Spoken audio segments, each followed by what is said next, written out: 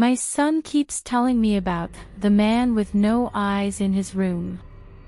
It started just after we moved in. Nothing dramatic at first, just my 4-year-old Liam talking about the man with no eyes. "Mommy, he was in my room again," he said over breakfast, pushing his Cheerios around. I did what any mom would do, told him it was just a dream. But Liam wouldn't let it go. "No, he's real." He stands in the corner and watches me. Even without eyes, he sees everything. Every morning brought another story about the man.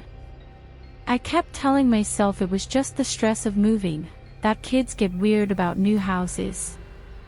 The price had been surprisingly low, but in this market, I hadn't questioned our luck.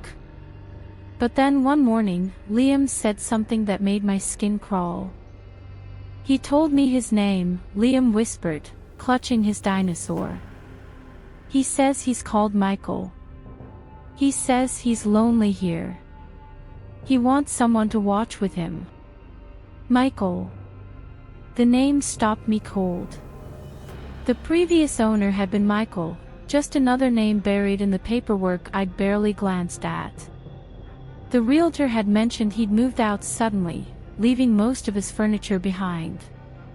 But hearing that name from Liam's mouth felt wrong. Things got worse.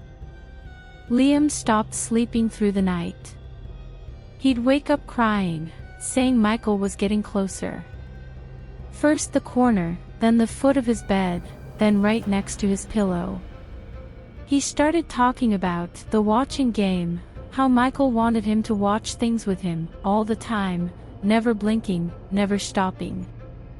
One night, I couldn't take it anymore. I waited outside his door after bedtime, listening. At 3 a.m., I heard him. "Please, please don't come closer. I don't want to play the watching game anymore." His voice was so small. I burst in and hit the lights. Liam was huddled against his headboard, tears running down his face, staring at the corner by his toy chest. "He's still there," he whimpered, grabbing my nightgown. "He doesn't like the light, but he's still there. I can see where his eyes should be. He says if I keep watching with him, I'll see everything too." I called the realtor the next morning. To hell with the mortgage, we needed out. She seemed unsurprised, almost like she'd been expecting my call. We packed in a rush, throwing everything into boxes. As we drove away, I felt like I could breathe again. Then Liam looked out the window. "Mommy. Michael says he's sad you're leaving. He says he liked it better when he wasn't alone. He needs someone to watch with." Days later, I couldn't help myself. I waited until Liam was playing with his blocks and looked up our old house. The first result made my heart stop, a news article from just 6 months ago about Michael Andrews, the previous owner.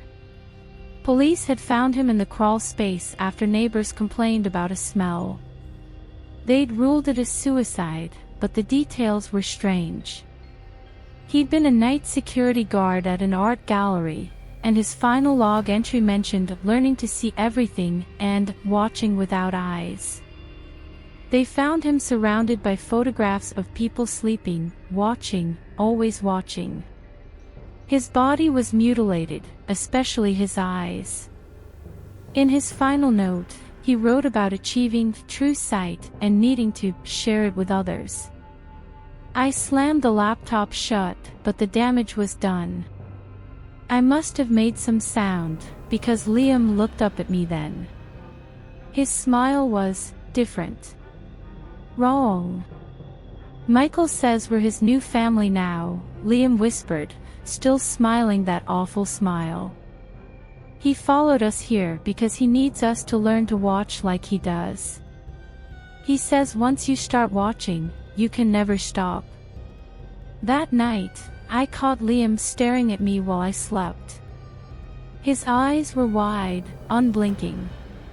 Watching. Always watching.